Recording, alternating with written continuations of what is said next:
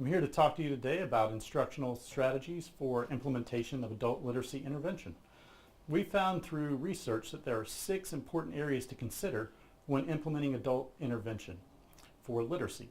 One of those 6 is reading assessment profiles, making sure that there's a clear understanding for data that you might receive for students as they're entering your classroom, and also knowing that you have data to track progress over time.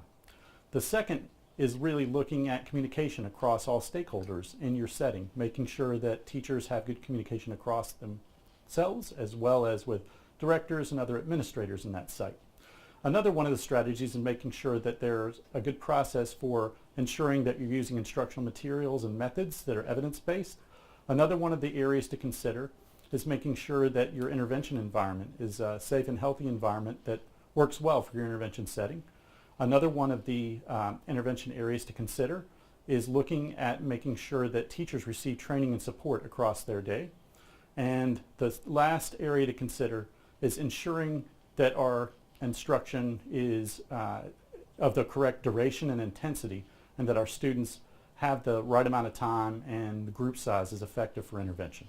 So what we'd like for our group to do at this point is to talk about that first area, was looking at reading assessment profiles, making sure that you have good data for your students as they enter your classroom and you start instruction.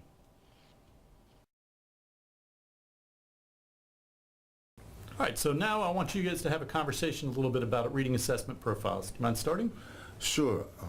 What we start with is with the application as the student comes in and sits down, and then they have the TABE assessment. And with that TABE assessment, then you have the proctoring of the assessment, analyzing the scores, and then giving the scores to the facilitator.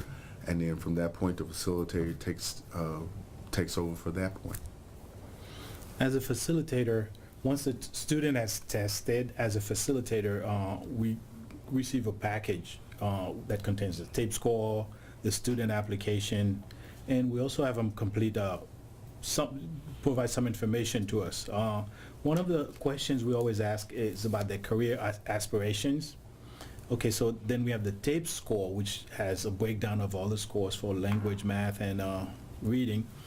And we have the student data summary form. The student data summary form provides us with background information that we need to know that would help us and help the community assist the student better.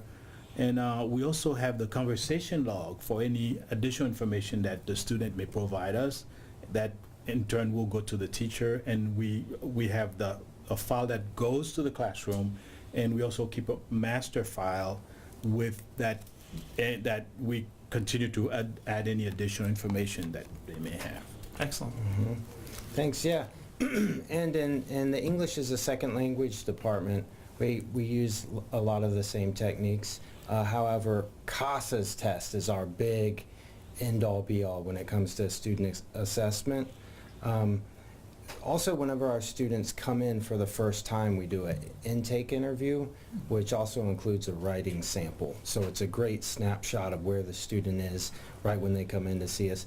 And of course, like in any classrooms, there's always informal assessment going on, both in the classrooms and the media lab and computer lab. So, yeah.